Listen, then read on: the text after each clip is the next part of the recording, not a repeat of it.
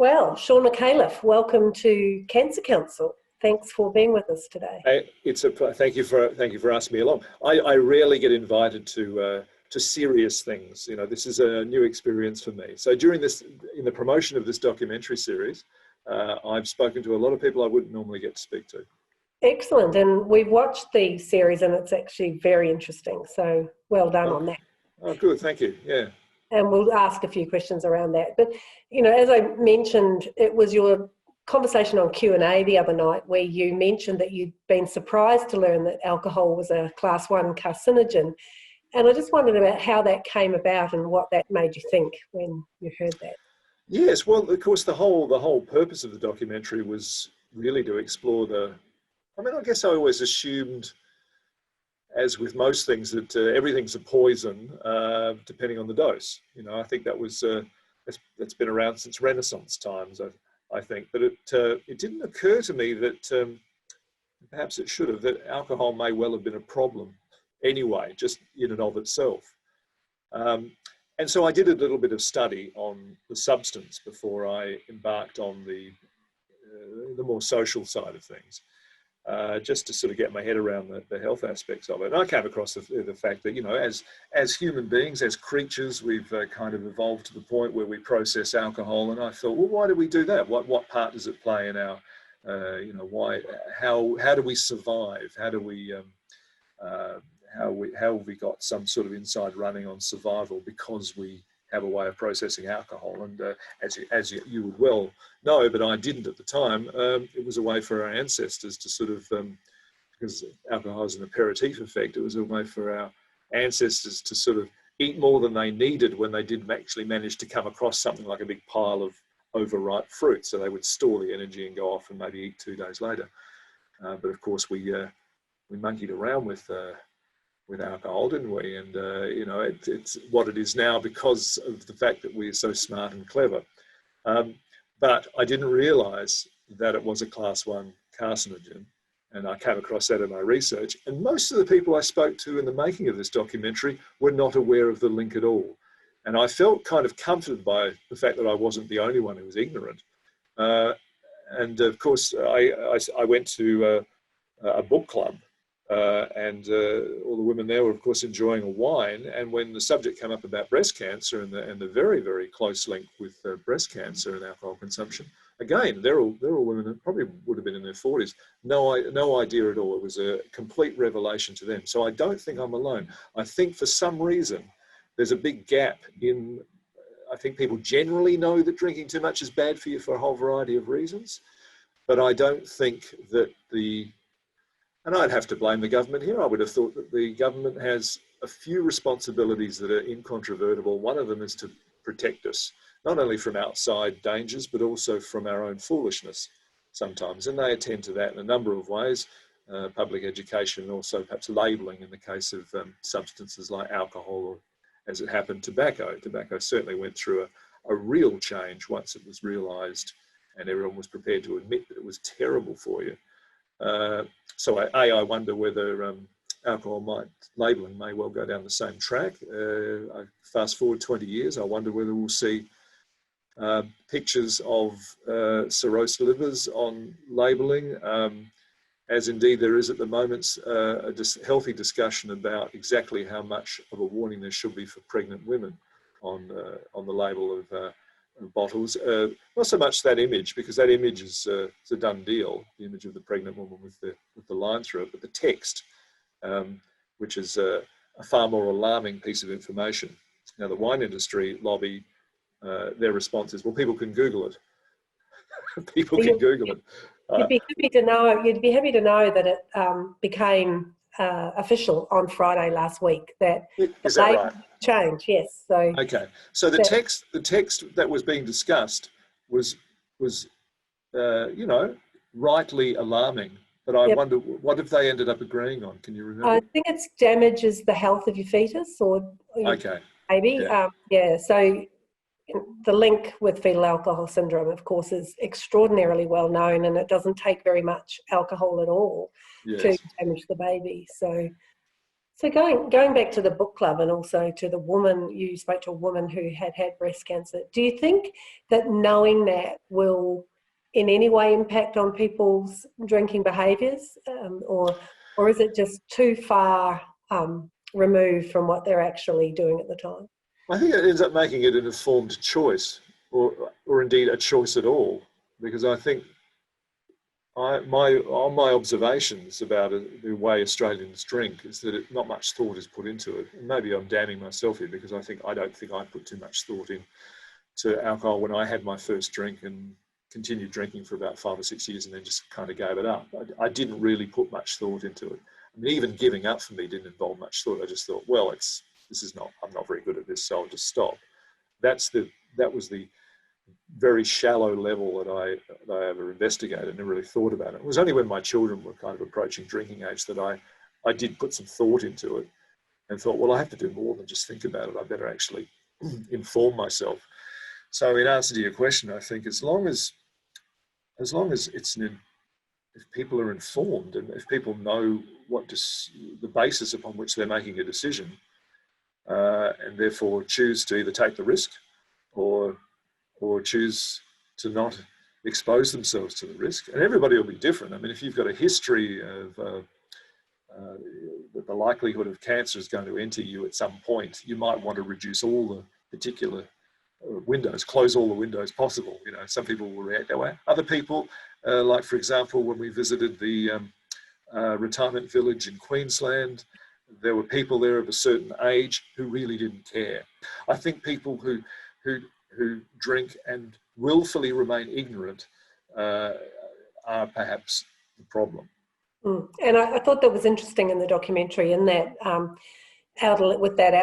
more elderly group, was they were saying, well, actually, we're at the end of our life now and we're happy to take some risks that we might not have taken before. But there is that intersection, I think, between motivation to reduce or stop drinking alcohol and the kind of social pressures, I think, that came through very strongly in the documentary series.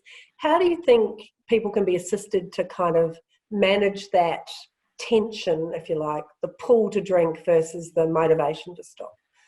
Yeah, that's a hard one to tease out, I think, and separate. And I think it is all inextricably linked together for whatever reason. And it's not as easy as, there's not a one-size-fits-all answer, I don't think, for that. I mean, usually when you ask somebody, if I went in and asked people about their drinking habits without confessing my own shortcomings when it comes to drinking, I don't think I would have had as good a conversation. But despite that, I think people are naturally defensive. If you ask people about their drinking, how much do you drink a day? What would you drink a day? And usually people will slightly underreport when they answer that question. And I think the reason they do that is because A, they don't want to be judged, but B, also they're judging themselves to a certain extent. They kind of know that it's not great, and they maybe got a feeling deep down inside that 1 or 2 less glasses a day would probably be, preferable. And if they had to write it down honestly every day, they'd probably be not too happy with the end results after a month. So there's that, which is separate and distinct, I think, from social pressures. And the reality is that there is social utility in alcohol, and it's everywhere anyway. I mean, it is impossible to commiserate with someone's loss or to celebrate someone's gain or a landmark birthday or any number of reasons to get together socially has as its natural epicenter breaking out a bottle of something or a glass or celebrating. It is for some reason, well, I guess we know why. We know that the mild sense of euphoria you can get from just a mouthful of alcohol is enough reason for people to feel comfortable drinking it. So it's got its bits in everything. And you have to actually make a decision and address your mind to eliminating it from certain things you do in your life. Otherwise, if you go into these things unthinkingly, it'll be the thing you'll have in your hand and that you'll just become so used to it. And I was very surprised when I learned about the kind of cynical exploitation of alcohol and sport. is that there have been concerted efforts to link that feeling of adrenaline pumping through your body, the heart's beating quickly, you're rooting for your team, they're doing well, and you've got a constant barrage of information about alcohol, and you're more likely or not to be able to smell beer or whatever is going on. And eventually you learn, you don't even learn it, it becomes part of your instinct that you'll associate the rapid beating of your heart and excitement with the idea of having a drink. You know, that is even a more sinister thing, and that is even more difficult, I think, to tease out and separate. And so what sort of role do you think industry's playing in supporting our drinking culture in Australia? You talked about it a little bit in terms of the alcohol warning labels and industry's fight to really stop those happening. But to what extent are we being sold that this is a part of our culture as well, and what can we do about that? Yeah, well, we're happily sold that image of the Australian character, who I do wonder whether that character ever existed, but nonetheless, it's now bound up in a commercial package for us. It's an appealing thing, I think, to sell that particular story back to us. So it's not quite like tobacco, where the makers of cigarettes were well aware of the dangers and underreported what they were, and were very reluctant. I think all the information is out there about alcohol. I don't think we're going to discover anything in the next 20 years that will make us clasp our pearls and go, oh my God, they knew that and they didn't tell us. It is all out there. It's just the motivation to accept it. And I think one of the big differences between alcohol and cigarettes is, of course, that you're not going to wrap your car around a tree after having a packet of cigarettes. There is something about the gradual removal of logic and reason from your thinking patterns that alcohol does that makes it a far more dangerous substance, and probably one that in the next 10 or 20 years I think will undergo a little bit of demonization, which is probably not such a bad thing. I think we're going to find pictures of cirrhosis livers on them in 20 years. I just can't see that can be avoided. So based on all the people that you did talk to, what do you think are the sort of approaches to public education that government or organisations like Cancer Council could take, do you think? What are the things that would get to the heart of where people need to be on this issue? Yeah, in terms of how we access that information. Well, yeah, I think definitely there needs to be a kind of quango that's separate from the health department, because there's a conflict of interest there with the government's coffers being swelled to a certain extent by the amount of money that would come in through excise and sales tax. And I think maybe alcohol manufacturers accepting the spirit of the legislation rather than the black letter of the legislation, I think we'll end up with, fewer products on the shelf that look like different things. There's also something that's happened, of course, over the last 20 or 30 years where it's almost impossible for you not to be able to, it's almost impossible for you to not to be able to go and purchase alcohol. So I'm just going to have a drink of water. Have a drink of water. I'm talking too much, and I am drinking water. Yeah, we know that. Yeah, so for example, my sister-in-law recently passed about a year ago, actually this month, due to effects on her health from alcoholism. And towards the end there, she didn't even have to go and put on some, get her pajamas off and put on some clothes to go down and buy something. You simply order it online and it's delivered anonymously by your door in a big box, and it's there for you. So the removal of any kind of human interaction in the process, I think it's kind of a new problem, and one the effects are going to be felt over the next 5 or 6 years, I think, with that happening. There's the human interaction. There's also the fact that, of course, there's no, well, I suppose it's human again, isn't it? Like if you kept going to the drive-through and kept seeing the same fella or gal there selling you something, you might have a conversation, or you might think twice about buying that fourth bottle of wine that night or whatever it is. But there's no red flag that pops up. There's no algorithm that looks after you when you're ordering alcohol through these cyber channels. So that's I don't know what the solution is to that, but that's an interesting one. But, but there is that interesting thing in tobacco where we've really accepted it's an addiction and therefore you don't blame the smoker, but we probably haven't quite got that far with alcohol either. We're more likely to perhaps talk to somebody about their smoking habit, but from an organisation like Cancer Council, we're always seen as the fun police or the wowsers, as we sort of talked about in there. Yeah. It's just the one next thing that you're trying to stop us from doing, as opposed to it's bad for your health. And I think it's the same with alcohol, because I think most people don't address their mind to it, that it's an affront to their sensibilities to be asked to, well, why do you do that? Well, is that a good idea? Really, what is it? It's a few moments of thinking and introspection, which is, on any subject, on any issue in your life, is always helpful. It's always helpful to do it every few years, to think, well, that thing that's now a habit that I do, is that such a good thing? And try and look at it from a number of different angles. I mean, that's easy for me to say, and it's easy for anyone to say, but, and I'm sure there are situations where people are self-medicating or numbing themselves because of some other trauma, but that's a separate problem. And those problems are the ones that need to be attended to. And it says something about us as a society that we, I mean, I must admit, rather uncharitably, I think before I started the documentary, I used to think, well, why is there a problem? If it's causing you problems, then why don't you just give up? It should be as easy for you as it was for me. And I think a lot of people might approach it from that point of view as well. They don't see why it ever gets to the point where it's going to be a problem. And of course, the only person who can judge is you, and when you're experiencing it, that you're not often in the best position to be able to assess it honestly when you're in the middle of it.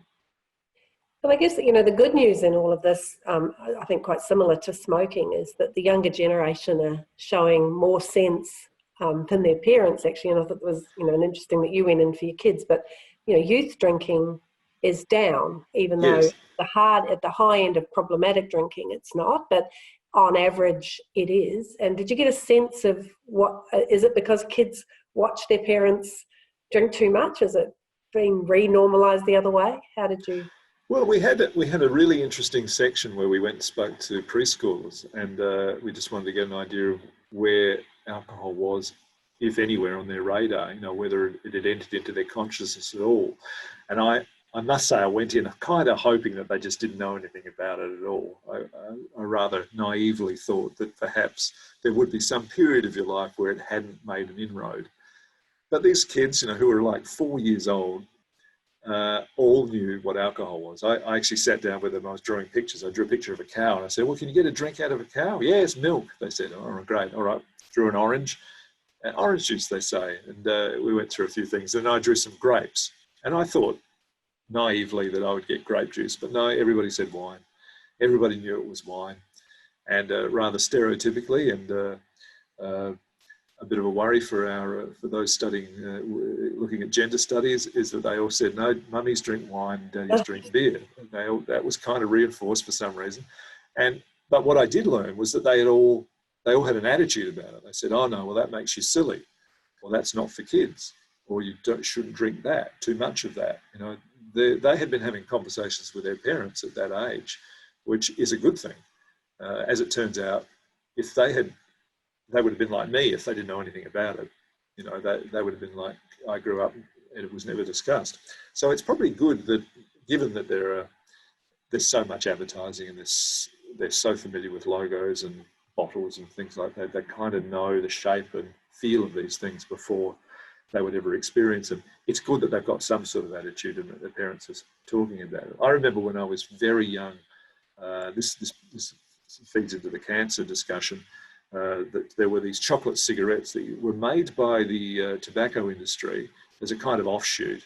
At least they were done under license, because they were Camel cigarettes or they were Marlboro cigarettes, and they had the crush pack. Do you remember these? They had the crush pack, and they were little cylinders of chocolate covered in, and they even had a filter tip on it as well, and a stamp duty stamp on the top. And they were, and I only see as an adult, you go, well, that's just to make us comfortable with the shape of it and the feel of it and the fact that it's in our hand.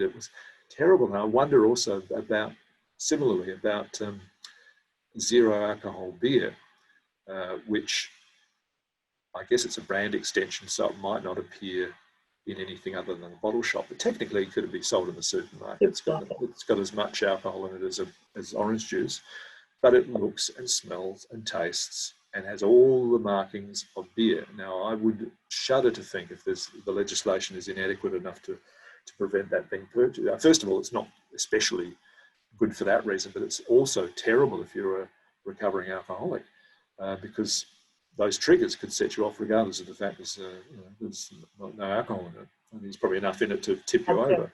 Yeah. Wow.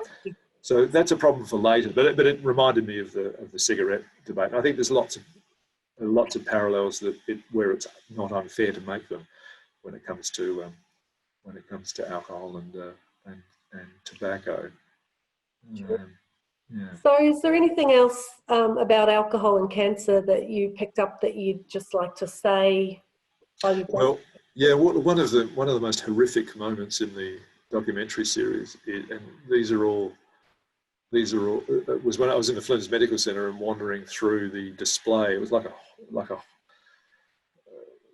I don't know. It was a nightmarish images of livers essentially and kidneys. Yeah, and they weren't a lot of them weren't that old, so they were pickled well before they'd been put in the formaldehyde. They were. If you want to scare people into not drinking because it causes cancer, just take them through this hall of horrors there at the Flinders Medical Centre, because the liver's got a remarkable capacity to repair itself, but you can push it way too far, and it's just going to it's going to kill you. And yes, this was the liver transplant wing where I got to speak to a few people about that, and there's enough peril that you're in anyway to your liver before cancer kicks in, but once cancer kicks in, you're a goner. Yeah, much harder. And final question, if the guy at Vue de Monde had opened the $61,000 bottle of wine, would you have had a sip?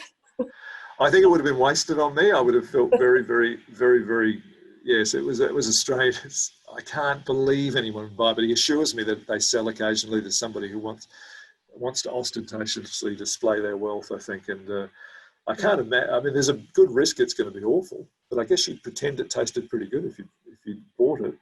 And I did like you pouring the bottle of Grange on your grandfather. Well, I'm quite prepared to deal with the blowback as a result of that, because I know what some people will say. They say, "Isn't that terrible that the taxpayers' money has been wasted on purchasing that bottle of Grange?" You're waiting for the ABC blowback. Yeah, waiting for that. But then I've got an answer for them, just between you and me. It's my own.